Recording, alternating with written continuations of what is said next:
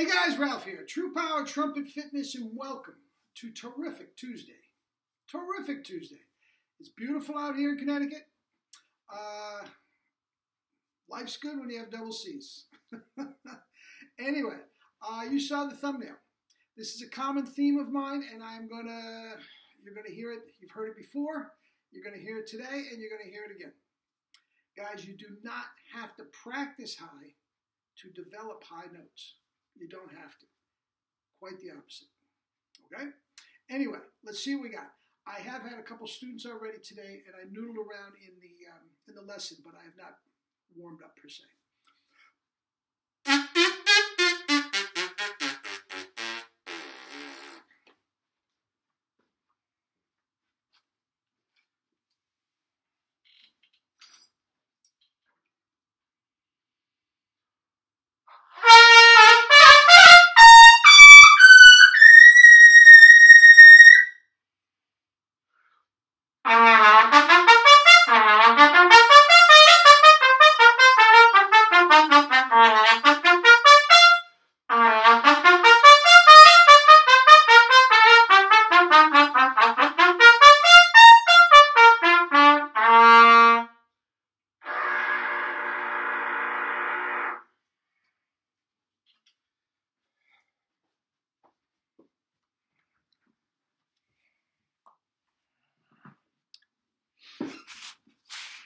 Anyway, double C's, little Arbin, and life's good. Anyway, I did that for a reason, okay? Double C's and Arbin, I know you get a steady dose of it every day, but that is all you have to do to play a double C, and not double C, to develop a double C. Guys, listen.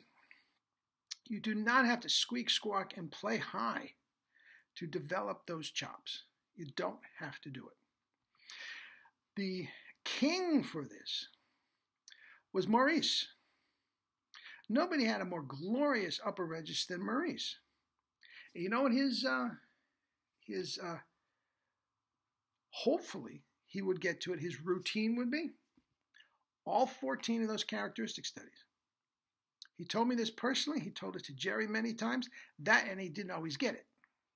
You know, globetrotting and all this sort of stuff, he very rarely got it. That's on a C trumpet, and he just played it just like I did. Well, I didn't play it like him. You get the idea. Slow. Every note pops. Make sure everything is relaxed. Everything is compressed. It doesn't have to be super loud. It doesn't have to be super soft. That is how you develop high notes. Now, here's the deal. Practicing high notes is only to have some fun and to incorporate the chops into whatever piece you're doing. But that in itself does not develop high chops. Okay, guys? You have to get past the fact that we are training a muscle like we're lifting weights. In other words, well, I did 2 hours of practice this month. And then I'm going to do 2.5 hours. No, I'm going to do 150 pounds bench pressing this month. And next month, I'm going to try to crank it up to 175. No, that's not how the chops work. That's not how the double C works. Remember, we are relaxing. And I don't care what you say. Physiologically speaking, guys, the more you can relax the chops, the higher you're going to be able to play. Now, I shut off at about an E or an F above double C. Okay? And what am I doing? I'm tight. My tongue has gone back, and I'm tight. So what do I have to do to get to a G above double C?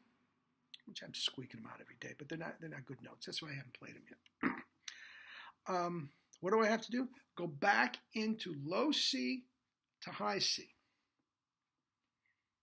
and play correctly. Correct playing gives you high notes. That's what gives you high notes. And it doesn't matter what register you play correctly in. If you have the compression, the correct compression, the relaxed chops, the firm tongue into the soft inner red of the bottom lip, and not overblowing, you do that over and over and over. is going to develop your chops, your high notes. Do not stretch the corners. Do not let the tongue go back. I don't care if you play them double C's all day long. If they're wrong, sooner or later it's going to crash. It's going to come up and bite you in the butt.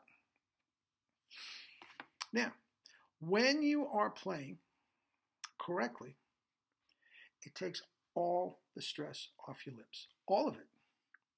Guys, all of it. And I can play another 2 hours, which I might today. I'm not sure if I will. And I've done this before. You go back and look at it. And my lips don't look any different after 2 hours of playing.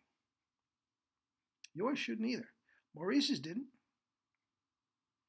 Bill Chase's did. Bill Chase's did. He was not playing completely right. For all his glorious high notes and those great times. Look, I did a Bill Chase and I did a book of the month about him. I'm not knocking Bill Chase by any means. I think he was a iconic figure in the trumpet world. Exciting the way he brought. I'm not getting into this. Guys, I'm not knocking Bill Chase. I'm not knocking Bill Chase. The point is, he was working too hard to make these chops last. Now, even him, I told you, what did he do to get his chops working? He went into the middle register and started the long tones. Now, you know how I feel about long tones. I'm not going to get into that. But, again, he was not trying to slam away at double C's if his chops were not working. No, he would go into the middle register and play correctly. Okay? And guys, if you don't stretch, if you keep the compression, guys, I'm telling you, there is nothing to warm up. You should not have marks on your lips. You should not look like Louis Armstrong or Wynton Marsalis and some of these other guys. It's like a badge of honor. Guys, that's not what you're after. Quite the opposite. You should be able to do lipstick commercials. I'm getting way off the subject here. But guys, I've said this before and I say it again. Now, here's the deal. I just had a student this morning. Very, very talented Latin player down in Florida. Okay? And he's having trouble with the chops. No question he's having trouble with the chops. I think he's had 4 lessons, 5 lessons, and making huge progress. But when I first started with him, there wasn't one correct articulation. Every single note was some sort of a floppy air attack. There was no compression at all. And even though he could, play a high C or so, it was completely 100% wrong. Now, I had to take him right back and spit buzz and make sure the notes pop. Now, he's flirting up with high C's again. He's got it back, and it's going to be bigger and stronger than ever. But the point is, he has to play, for him, his happy zone, I hate that term, is a low C to about an A on top of the staff. And if he just plays in that register,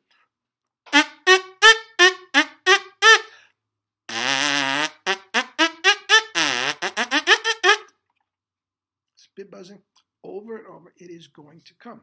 The range expands both ways. Now, even after the lessons, his low G is still a little airy and fluffy as well. And it shakes a little bit at the end of, Clark's studies and all this sort of stuff. That is going to expand as well. Okay? Now, as I said, my E and F above double C,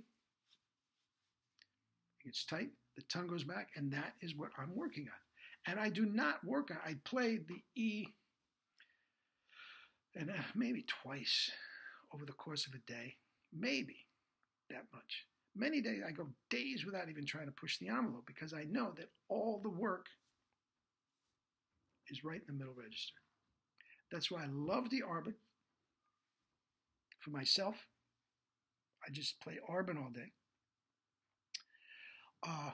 My students, I give a lot of Clark. Just very simple stuff in their happy zone. Tonguing, it doesn't have to be super loud. It doesn't have to be super soft. Just a comfortable range, like I just did. And the high notes, voila, they come. Correct playing, correct compression gives you high notes. Not any cockamamie, hackneyed notes. No protocol or anything like that. It's a physiological thing. That gives you the high notes, not the routine. So get in the middle register where you're playing correctly. Get the muscle memory of correct playing. And when you go out on a job, I understand you got to do what you got to do. But in the meantime, all your practice time, bulk of your practice time should be done in the middle register where you are playing correct, where the notes pop, where the tone is clear and centered and brilliant.